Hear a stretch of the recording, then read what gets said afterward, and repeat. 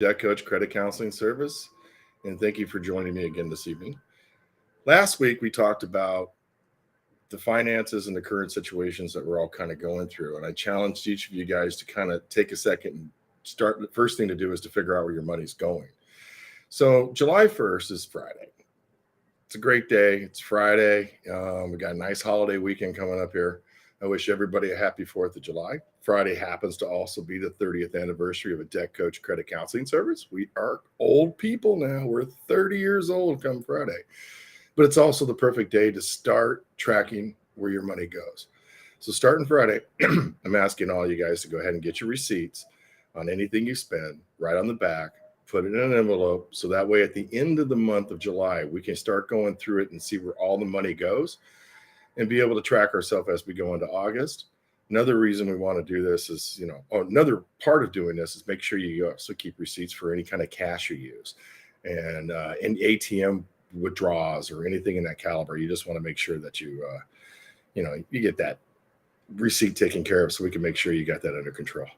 That was last week, so we want to get started on that on July 1st. But tonight we're going to talk about dealing with debt. And this is going to be a long subject. It's going to be a subject that we're going to have for quite some time. So I'm going to break it up over a few shows so we can deal with the types of debt, how to deal with the debt, what best ways and practices to get out of debt, avoiding debt, and all the different things to assist you with all the plans on debt reductions and debt plans and all those different things. So we'll go ahead and go through that over time. Tonight, you notice I'm not stuck up against the camera. I'm kind of set back a little bit. I actually have hands. It's amazing. And it's kind of more relaxing. So, one thing I was a little bit uptight last week and I just dragged it, and I'm not going to do that this evening. We're going to get to the point and we're going to have some fun. So before we get started tonight, we're going to go ahead and run our first promotion, and then we're going to jump ourselves right into debt. Hi, this is Randy getting ready to go live with the Debt Coach at 9 o'clock this evening, helping people with debt. But tonight is kind of special because tonight's about Rock the Cookie too. Right now, if you buy 2 dozen cookies or 2 pies, you get a chance at free t-shirt. I mean, a free t-shirt, and I don't mean a chance. I'm actually going to buy it for you. It's coming out of my pocket, and I'm supporting this all the way. This is a Debt Coach helping small businesses. And I mean a free t-shirt, and your t-shirt is going to look something like this because this is rock. He's rocking the t-shirt all the way through. So that's just it. So go to rockthecookie.com, order your 2 dozen cookies now, and get your t-shirt. Thank you. Welcome back. Yeah, that's why I'm wearing my rock shirt. So we're giving away some t-shirts between now and July 10th. So you want to make sure you take advantage of that. But tonight we're going to talk about debt and what types of debts we have to deal with in our lives. And first one we're going to talk about is just basically the ones we all know, the most important ones, which is your mortgage. A mortgage is a debt that's usually set over a term between 5 and 30 years. And if you're in Japan, you can go up to 100 years, but we're not in Japan. Or at least I don't think we are, or not yet. But main thing is that the one, mortgage debt is probably the most important part. It's the only thing you can deduct on your taxes is the interest charged on mortgages. A lot of people out there think mortgages are attached to the Fed rate, and they're really not. They're kind of attached to the bond market. And when the Fed starts to raise rates, you'll see the bond market act in different ways as it happens. Sometimes you won't see the interest rate at all. Sometimes you'll see it over time and sometimes relatively quickly. Just depends on how the bond market reacts to it. If you notice, today's interest rates have climbed since January. We have left the 3% market, and we're now in the 6% market. And unfortunately, I think the way the bond market's moving, we're going to see it climb even further. So go ahead and prepare yourself for that. And if you're in the market of looking to buy a home, it's now. And if you're in the market of selling your house, it's now. But that's a whole nother show to talk about. Another debt that we all have to deal with is student loan debt. Usually that happens with the government. We get ourselves some FISA and some federal-backed security loans. It's kind of nice to have. It's there to help you get yourself through college. Unfortunately, that seems to be the big issue these days, is a lot of people are bear down with a major amount of student loan debt. And I would admit the numbers are quite astronomical.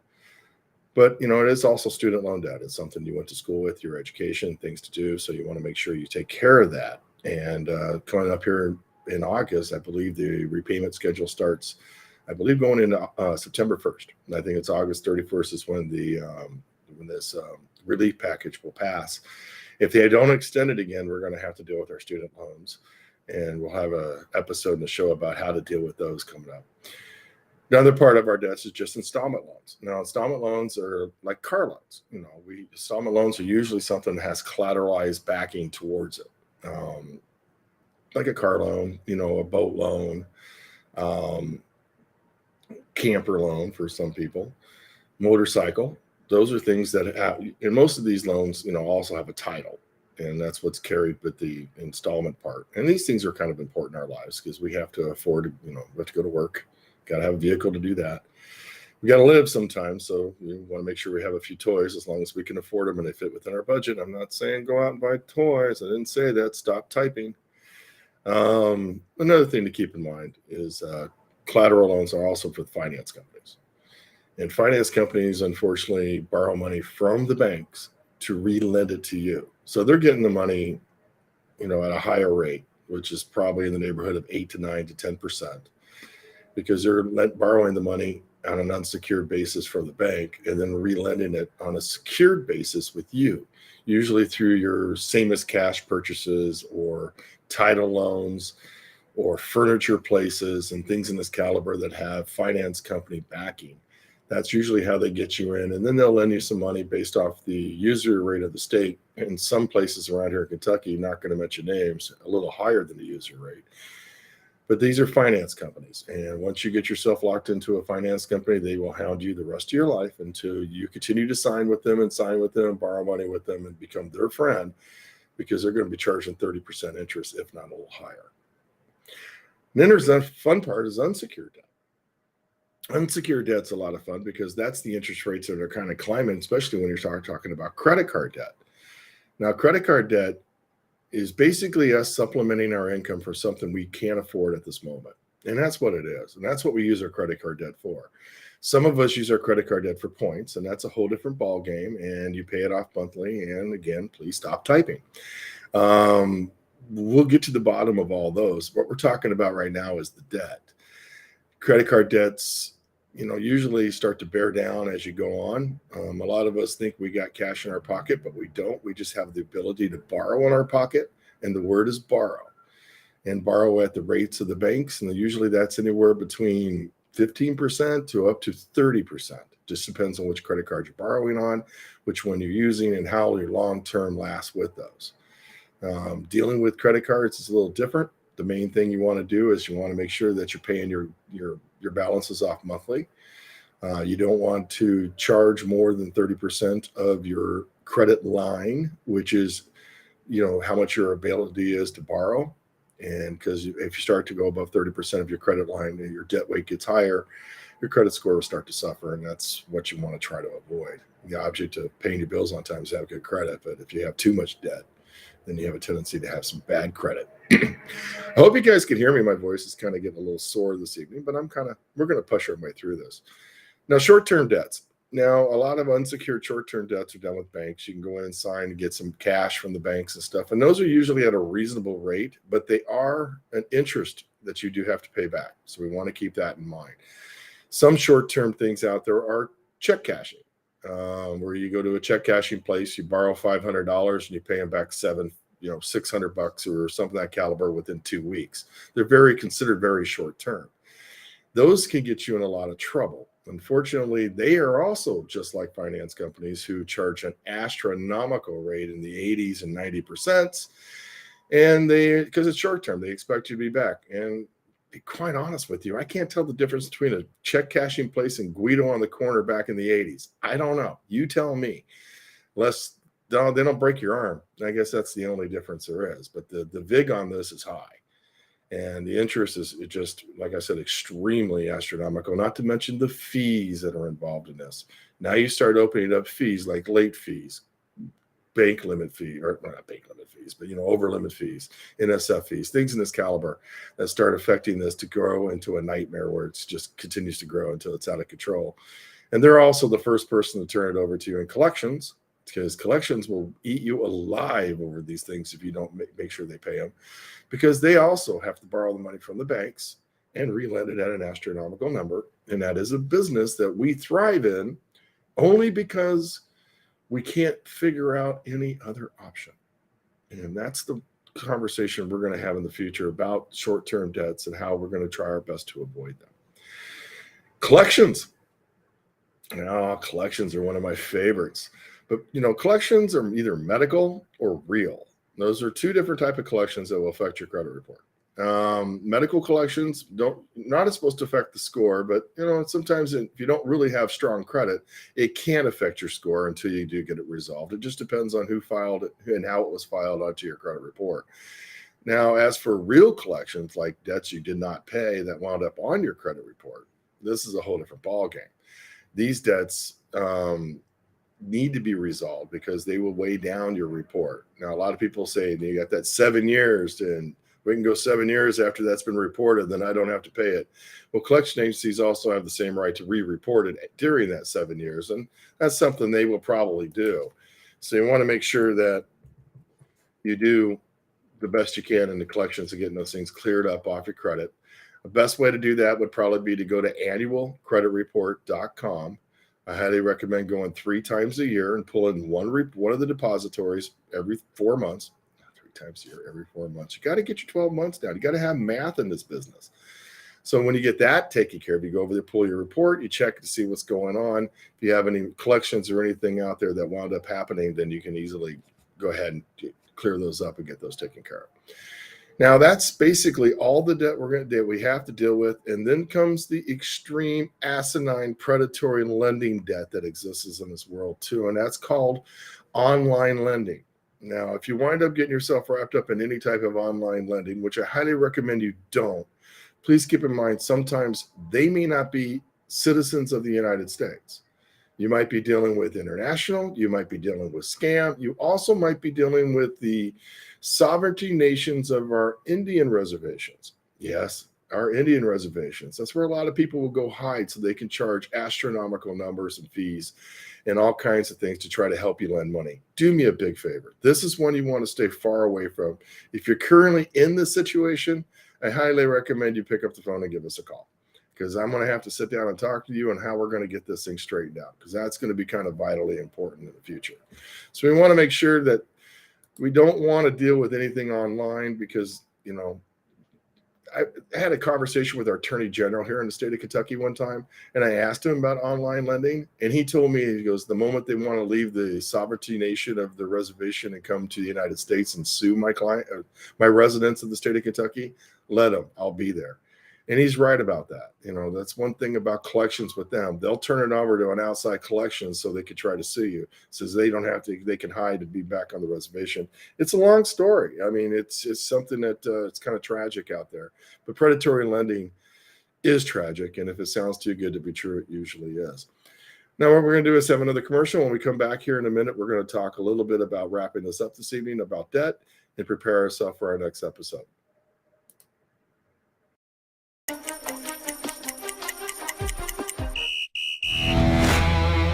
Thanks for joining us, everybody. You're not going to want to miss this topic, Randy. This is a sensitive topic. It's couples in debt.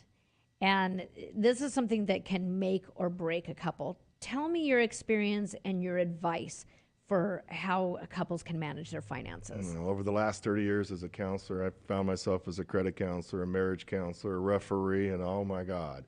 But we've dealt with everything there is. But it all comes down to one thing. It's communication. You need communication in a relationship. It's a team effort. That's why it's a relationship. Not one person can handle the finances and one person not know what's going on. Do you find a lot of couples do that?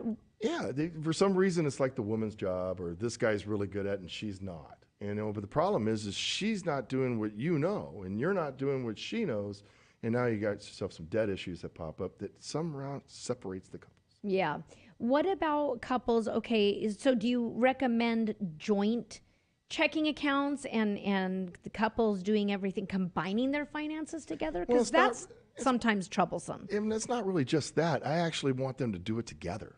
I mean, do it as a team. Sit down and look at the family budget together. Look at the overall situation. You should know what he's going through, and he should know what you're going through. That way you can help each other and not be the problem.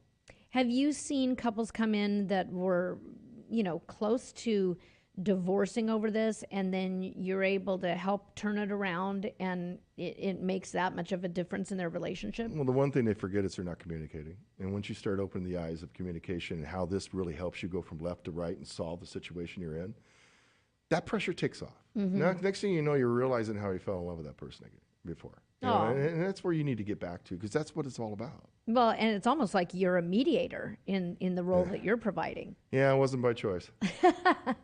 Well, it's good information, something we have to address, and I thank you for sharing your insight.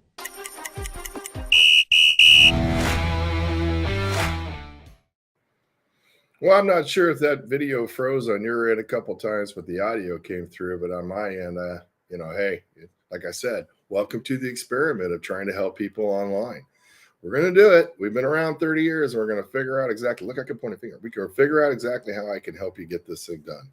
We're going to have ourselves some fun, too, trying to keep people out of debt.